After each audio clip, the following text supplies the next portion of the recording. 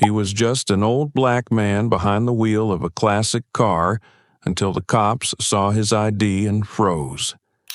What was supposed to be a routine traffic stop turned into a moment that exposed everything wrong with how we see race, power, and justice in America. You won't believe who he really was or how his silence spoke louder than a protest. Dear viewer, what you're about to witness is not just a story. It's a powerful example of quiet strength and the pursuit of justice in places most people overlook. If this is your first time here, I warmly invite you to share where you're watching from in the comments below. If stories like this move you, challenge you, or make you think, consider subscribing and clicking the bell icon. We share voices that deserve to be heard every day. Thank you for being here. Now, let's get into the story. The morning fog hadn't yet lifted over the quiet outskirts of Savannah, Georgia, when Officer Bryce Maddox spotted the car. It moved slowly, deliberately, a matte black 1970 Cadillac Fleetwood gliding down Highway 17 as if it had all the time in the world. Bryce sat alone in his cruiser, sipping stale coffee, radio turned low. There was nothing urgent on the scanner, no robberies, no accidents, just the dull hum of routine. But something about that car bothered him. It wasn't just old or slow, it was out of place. And, in Bryce's mind, being out of place was often the first sign of trouble. He pulled into the lane behind the Cadillac, watching it. The license plate was faded, barely readable. The driver, a lone, elderly black man, wore a gray fedora and sat as upright as a preacher at a funeral.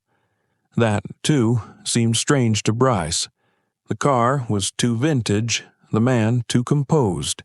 The whole image didn't fit the template his instincts had sharpened over the years. Bryce didn't think. He acted. With one flick of his fingers, the cruiser's red and blue lights blazed to life.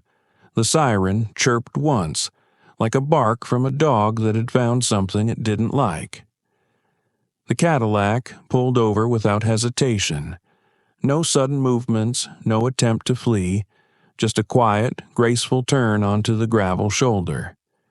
Bryce stepped out, boots hitting the pavement with the kind of authority only someone who never questions his own power can command. His hand hovered near his holster, not out of fear, but habit. A habit born from dozens, maybe hundreds of stops like this. People who didn't look right, didn't match the neighborhood, or moved just a little too slowly to be doing nothing wrong. As he approached the vehicle, Bryce noticed there was no nervousness from the driver, no fidgeting, no forced politeness. Just two black-gloved hands resting calmly on the wheel and a face turned forward, eyes fixed on the road ahead, as if the stop hadn't even happened.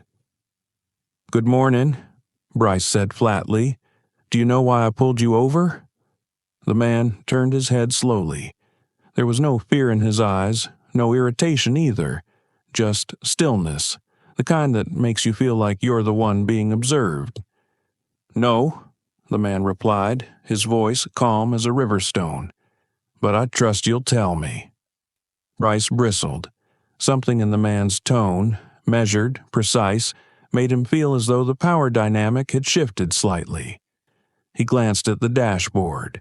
No air freshener hanging, no visible infractions. He sniffed. No scent of weed, no broken taillight. The car was old, yes, but clean, law-abiding by any standard he could justify on paper. Still, he pressed on. "License and registration." The man nodded slowly, reaching into the glove box. No sudden movements, no backtalk, no complaint. He handed Bryce a leather wallet, worn at the edges, and a laminated ID card that gleamed faintly in the morning haze. Bryce looked down and stopped. The emblem was unfamiliar, gold embossed with a thin line of text etched around the seal. He squinted, read again, United States Supreme Court, Associate Justice. He blinked. At first, he thought it was a prank, some kind of novelty card. He flipped it over. It had security codes, federal clearance markings, and a signature line signed in a firm, looping script. Elijah C. Mercer. His throat dried. He didn't say anything for a moment. His fingers hovered awkwardly over his radio. Part of him wanted to call it in, confirm it was real. Part of him didn't want to risk sounding foolish to dispatch, and another part, the smallest but loudest, felt the beginnings of panic rise in his chest, because he knew that name. Not personally, but he'd heard it before, on TV, in newspapers. Elijah Mercer, civil rights attorney turned federal circuit judge turned Supreme Court appointee. A man who had spent his entire life dismantling the very biases Bryce was now enacting on the side of a sleepy southern highway. "I'm sorry," Bryce said quickly. "There's just been reports of older vehicles running tags that don't match." The judge said nothing. Bryce forced a smile that didn't quite reach his eyes. "Just doing my job." Elijah Mercer leaned back slightly in his seat, his gaze still locked ahead, as though the horizon held more relevance than the man standing outside his window. "I understand," he said softly. "Many have said that, especially when they didn't know who I was." Bryce felt the words hit harder than any shouted protest. No rage, no accusation, just the unspoken implication. "You only care now because I have power." The silence stretched. From behind him, a car slowed. A teenager in the passenger seat pointed her phone out the window, recording. The driver raised an eyebrow. Whispers fluttered. Bryce turned his body slightly, trying to block the camera's view. Another car rolled by, another glance. People were watching. Suddenly, this wasn't a routine stop anymore. Suddenly, this was a moment, and Bryce, Officer Maddox, felt like the only person who hadn't realized that until it was too late. He handed back the ID with trembling fingers. "You're free to go, sir." Mercer didn't move. He looked at Bryce for the first time. Really looked. And what Bryce saw wasn't anger or pity. It was disappointment. Deep, ancient disappointment. Like the face of someone who had watched 1,000 versions of this moment unfold and still hadn't grown numb to it. "I was on my way," Mercer said quietly, "to give a eulogy for a man who fought so that being pulled over wouldn't feel like a sentencing." He reached for the gear shift. "But it seems we're not done fighting yet." The Cadillac rolled back onto the road, slow and steady, leaving a trail of silence that stretched far behind it. Longer, louder than any siren ever could. Officer Bryce Maddox stood on the gravel shoulder, badge heavy on his chest, heart pounding in his throat. Not because he had made a mistake, but because, for the first time in his life, he was beginning to understand what kind of mistake it truly was. Bryce Maddox had been a police officer for 12 years. In those years, his uniform had become second skin. His badge, a symbol not only of authority, but of identity. He had walked into every precinct, every gas station, every courtroom with the quiet confidence of a man whose title carried weight, even when his words didn't. But that morning on the side of Highway 17, as the Cadillac disappeared behind the veil of trees and rising sun, something fundamental shifted. Something so small and quiet it should have been dismissible. Yet it wasn't. Back in his cruiser, the silence was different now. It wasn't the comfortable quiet he used to savor before a shift kicked into chaos. It was the kind that crept into your chest and asked questions you weren't ready to answer. The kind that didn't shout, but left echoes behind. He looked down at the badge resting against his chest. It hadn't changed. The silver shone under the windshield's filtered light, still engraved with the same words, "To serve and protect." But now, those words felt like a dare. Who had he really been serving in that moment? What had he been protecting? His pride? His assumptions? Bryce had spent his career believing in instincts. They were what set good officers apart from the rest, or so he'd been told. He prided himself on reading the situation, feeling when something was off, acting fast when others hesitated. But what if that feeling wasn't instinct at all? What if it was bias dressed in the uniform of intuition? He didn't like the thought. It scraped at the edges of his self-image like sandpaper. But the face of Elijah Mercer, the Supreme Court justice he had pulled over just an hour ago, refused to leave his mind. That composed, steady gaze had offered no accusations, but had somehow unraveled Bryce more than any confrontation ever could. He drove the cruiser back to the station, moving on autopilot. The road signs blurred past. The chatter on the radio was just noise. As he pulled into the lot, he sat for a long moment before stepping out. He walked inside. No one greeted him differently. No alarms had been raised. Everything looked exactly the same, and yet nothing felt familiar anymore. In the locker room, Bryce removed his duty belt and sat on the bench, elbows on his knees, hands gripping the badge like it might slip from his grasp. Across from him was a long mirror, cracked slightly in the corner, the kind every officer saw at the beginning and end of a shift. It had never meant anything before, just a surface. But now, it was a challenge. He stared at his reflection, not the uniform, not the badge, but the man beneath it. The lines in his face that had grown deeper, the eyes that used to carry resolve now carrying something he couldn't name. Regret, shame, doubt. He remembered a training seminar from his early years. A supervisor had said, "The badge doesn't make you right. It gives you the responsibility to be right." He hadn't thought much of it then. It sounded like the kind of phrase people said to sound noble. But today, it echoed differently. What if he hadn't lived up to that responsibility? Later that afternoon, Bryce found himself sitting in front of a computer in the precinct's break room.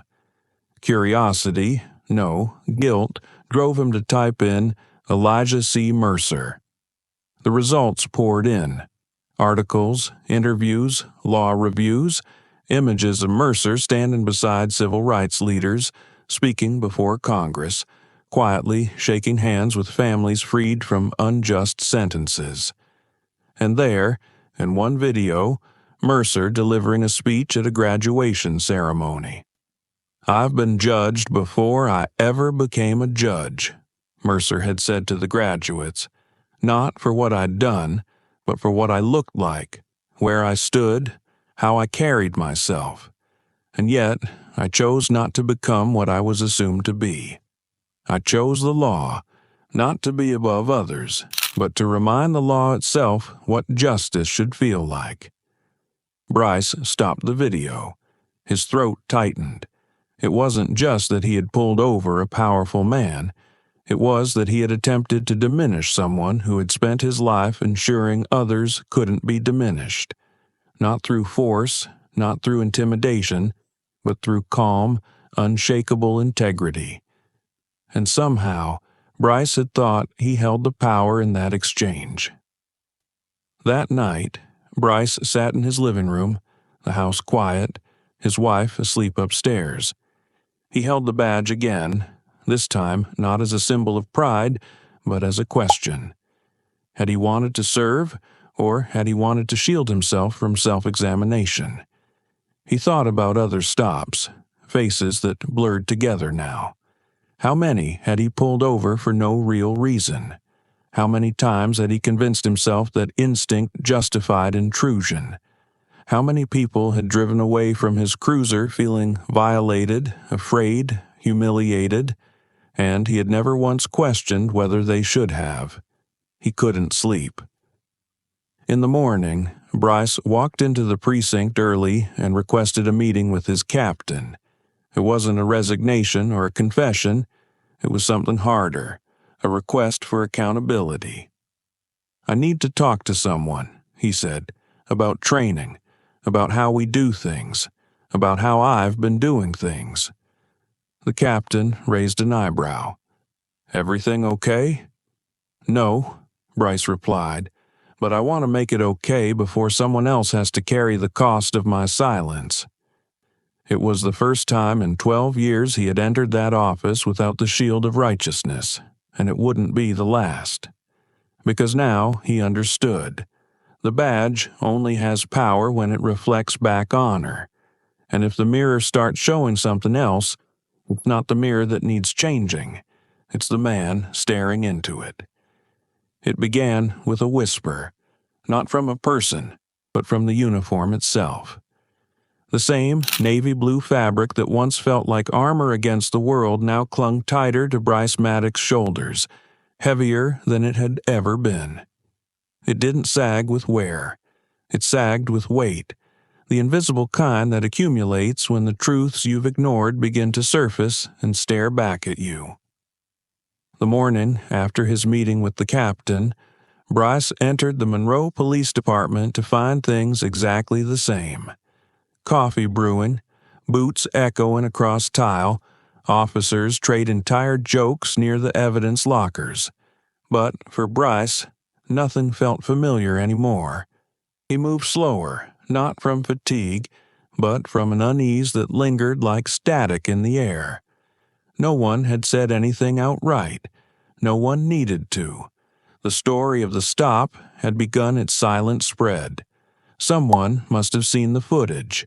Not the official body cam. There wasn't much of that left intact. But someone on the street had filmed part of the encounter with Justice Elijah Mercer. A few seconds, enough to raise questions, enough to pull the thread. A week later, the department received its first official inquiry from the State Judicial Oversight Office. It was worded politely, but its meaning was precise. They wanted documentation, logs, procedures, body cam data, any correspondence. Bryce was told it was routine, but he could feel the chill settling in the seams of his reputation. Suddenly, the jokes at the locker stopped when he passed by. He was no longer just Officer Maddox, patrolman with high clearance stats and instincts that never missed. Now, he was the officer who pulled over a Supreme Court judge without probable cause. The same judge who'd authored decisions on racial bias and systemic accountability. The same man who dedicated his life to building bridges. Bryce hadn't even noticed he was walking over. Bryce didn't deny what happened. He couldn't. But admitting wasn't the same as understanding. The unraveling had only just begun. It wasn't just the review board or the questions from upstairs. It was the way he began to question his own memories. The small moments, the patterns, the faces. He went back through old logs, not to prepare a defense, but to find clarity. What he found was something worse. He saw a pattern he hadn't dared to name. More stops involving people of color, more incidents labeled as field investigation, based on suspicious movement or nonverbal resistance.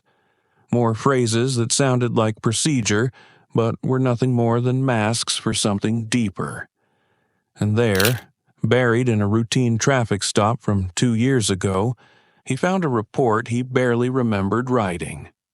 The driver was a young black teacher, returning from a late-night shift at the community center. Bryce had noted, seemed agitated, avoided eye contact, possible concealment of something. But now, reading it again, he remembered. The man hadn't been hiding anything. He'd been tired, worn, polite even. Bryce had written him a citation for a cracked tail light and gone on with his shift. But the man had likely gone home, wondering why he was ever pulled over in the first place. Bryce stared at the screen. the incident report glowing back at him like a quiet accusation. The uniform he wore had never been questioned by those around him, but now it began to feel like a disguise, something that let him walk through injustice without having to see it. And others were seeing it too. Media outlets started sniffing around the story.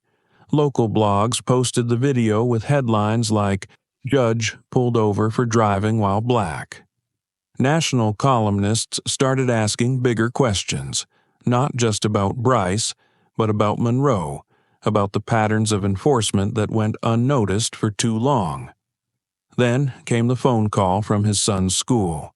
"Mr. Maddox, we had a situation during civics class," the voice said.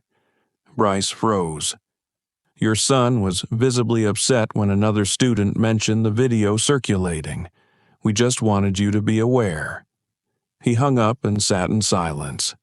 Later that night, he found his son sitting at the kitchen table, notebook open, but no homework done. Instead, the boy had written just one sentence. "How do I tell people I'm proud of my dad if they think he hurt someone?" Bryce didn't answer.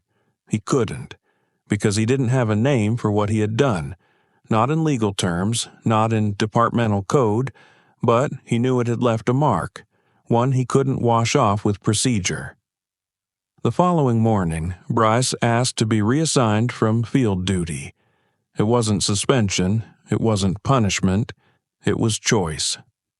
"I don't think I should be the one pulling people over right now," he said. The captain nodded, unreadable. Back at his desk, Bryce took off the uniform shirt and folded it carefully.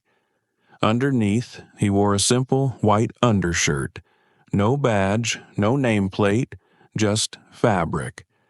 It felt strange at first, walking through the precinct without the uniform, like walking into a house you used to live in, only to find the furniture rearranged. In that quiet, Bryce began reviewing case files from others. Taking a desk roll meant sorting paperwork, closing pending citations, cross-referencing department codes. But he also began paying attention to patterns he had never noticed before. Which officers had the highest stop-to-citation ratios, which neighborhoods were most frequently patrolled, what language was used in reporting, and when. Slowly, the uniform he had once defended began to unspool itself in his mind. It had never been about the fabric or the badge or the weight on the belt. It was about what it let you ignore, what it gave you permission to overlook. By the end of the month, Bryce had filled a personal notebook with more observations than he had in 12 years of active duty. Questions, discrepancies, words that once looked like order now looked like camouflage. He wasn't out to burn the house down, but he wasn't going to pretend it was clean anymore. The unraveling of a uniform wasn't about disgrace. It was about finally noticing the thread had been loose all along. It started as a local story, a routine traffic stop in Monroe, Alabama. A black Lincoln pulled over by Officer Bryce Maddox, an elderly black man behind the wheel. No raised voices, no arrests. On the surface, nothing remarkable. But what the world learned days later was that the man sitting quietly in that driver's seat was not a retiree heading to the market or a parishioner en route to Sunday service. It was Justice Elijah Mercer, a sitting Supreme Court judge, one of the most respected minds in modern constitutional law. The moment that detail surfaced, everything changed. It began with a still frame, a single clip shared from a teenager's cell phone, capturing the moment Justice Mercer stepped out of his vehicle. Not defiant, not afraid, simply dignified. His hands rested at his sides, his eyes calm but unyielding. The clip spread across social media like a gust through dry leaves. The caption was simple. "This is who we stop in broad daylight." There were no special effects, no added commentary, but something about it struck a collective nerve.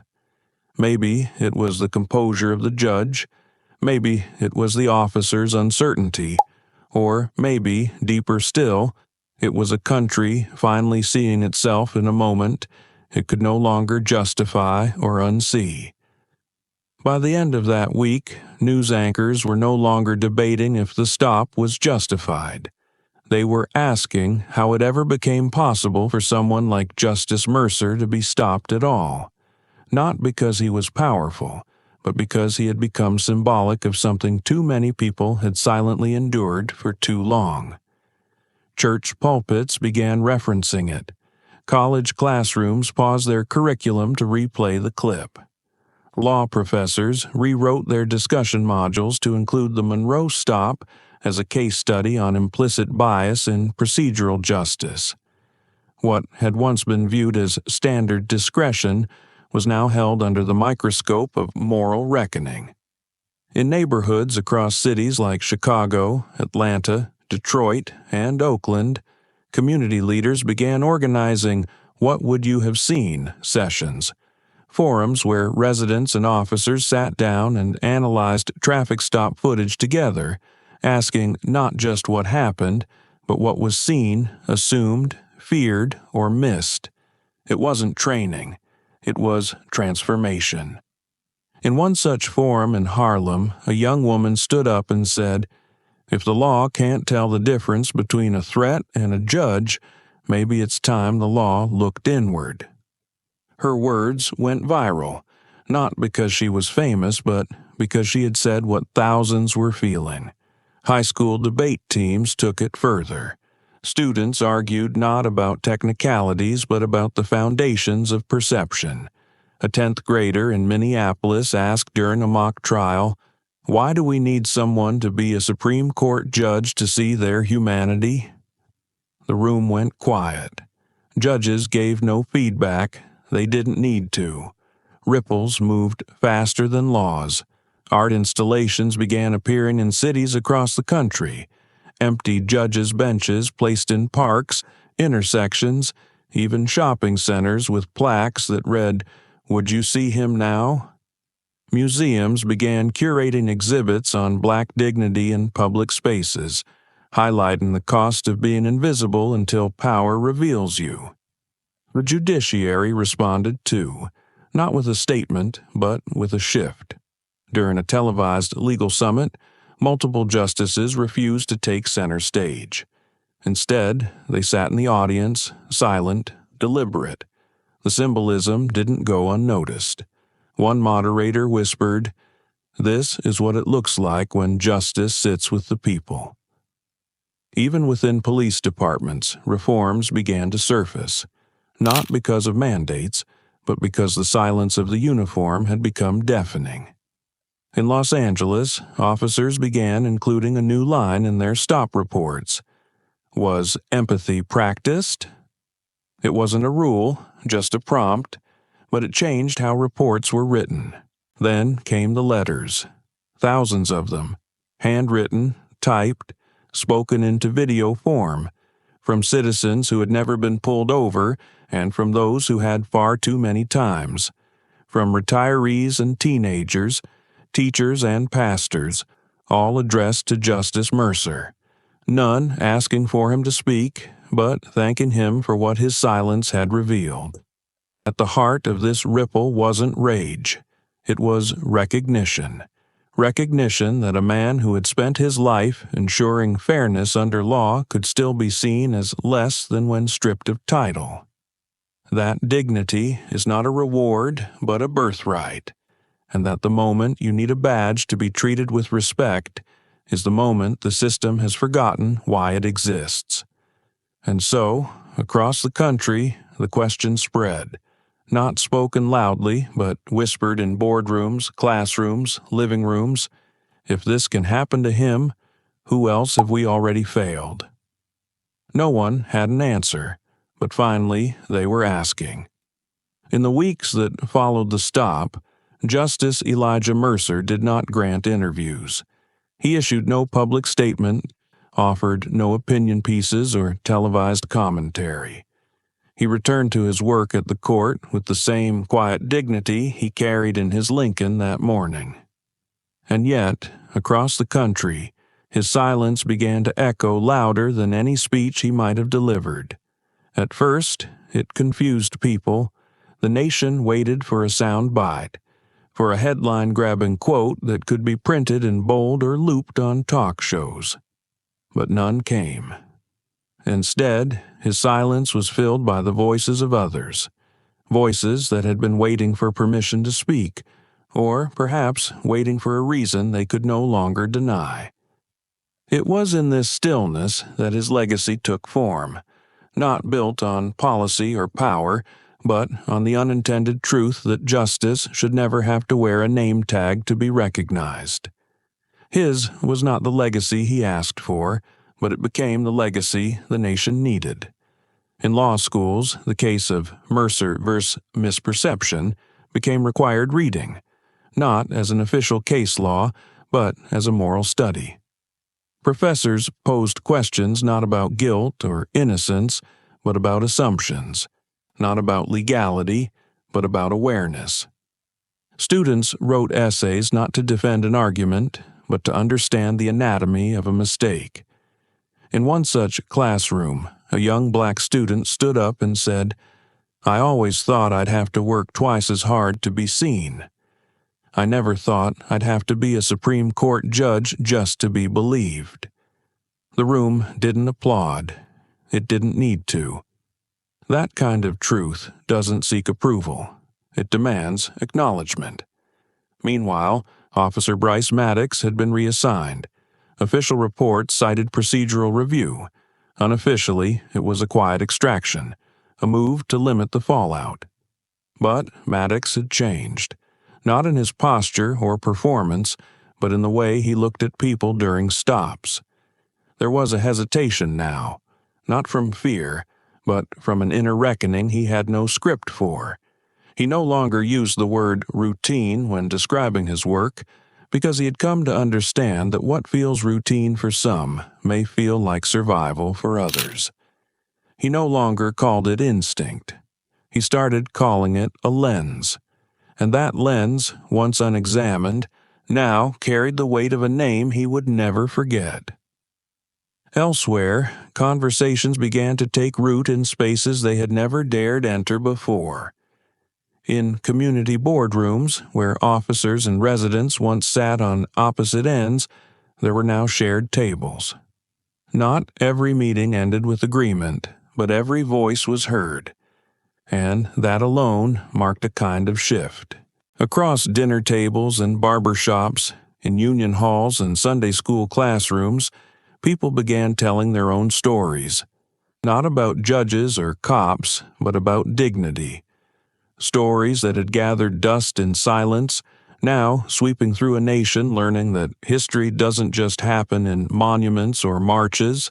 Sometimes it unfolds in the quiet refusal of a man to be belittled. The most unexpected tribute came not from a courtroom or a Congress floor, but from a small-town middle school.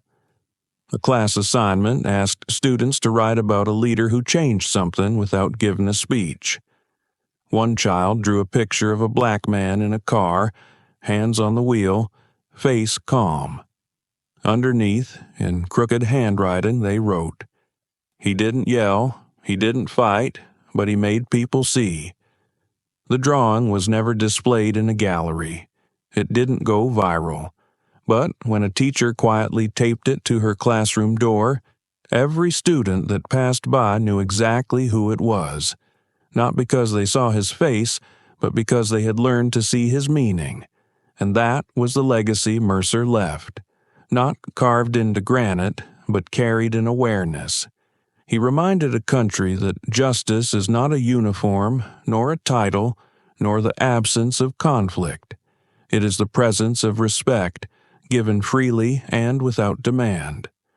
The legacy we never asked for is the one that made us ask harder questions, the one that turned silence into a mirror, the one that forced us to confront not just how we treat power, but how we perceive humanity.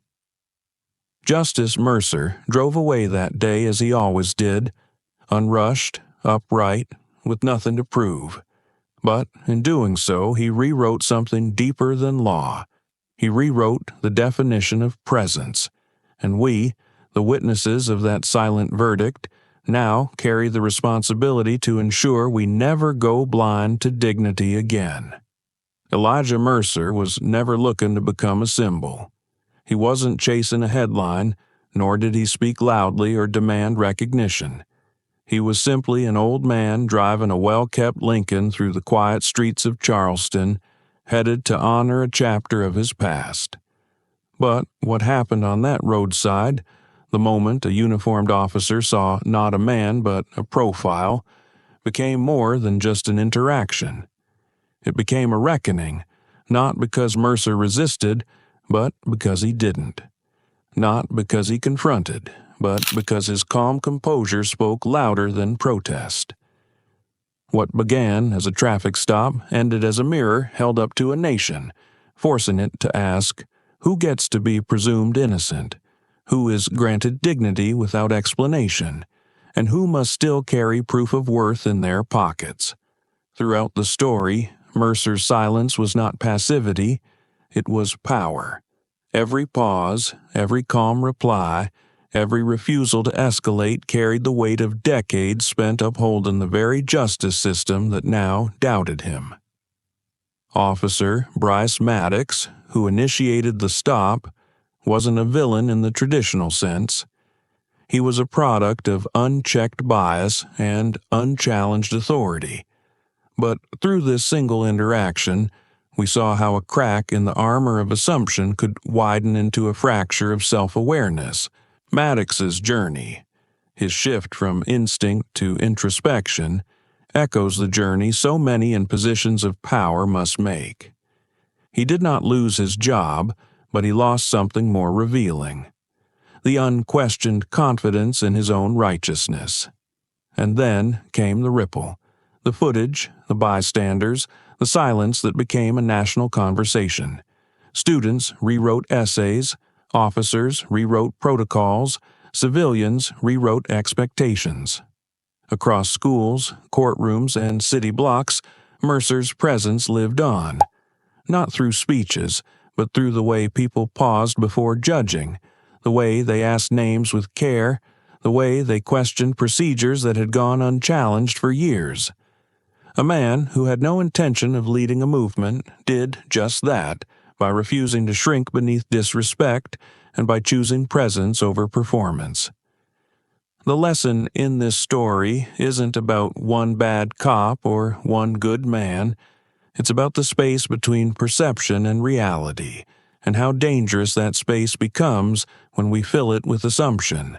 It's about how power is most clearly tested, not when it's resisted, but when it's met with dignity. We are reminded that justice isn't just upheld in courtrooms or written in laws. It's reflected in how we see one another, in our everyday decisions, in our moments of pause, in our willingness to see humanity before authority. So, what can we do? We can slow down before we judge. We can challenge our instincts when they're rooted in prejudice. We can teach our children that dignity isn't earned by titles, but honored in every interaction. And most of all, we can remember that silence doesn't always mean weakness. Sometimes it's the most powerful form of truth. If this story moved you, even just for a moment, please consider subscribing to this channel. Your support helps us bring more meaningful, real-life stories like this to light. Help us keep the conversation going and ensure voices like Elijah Mercer's never fade into silence again.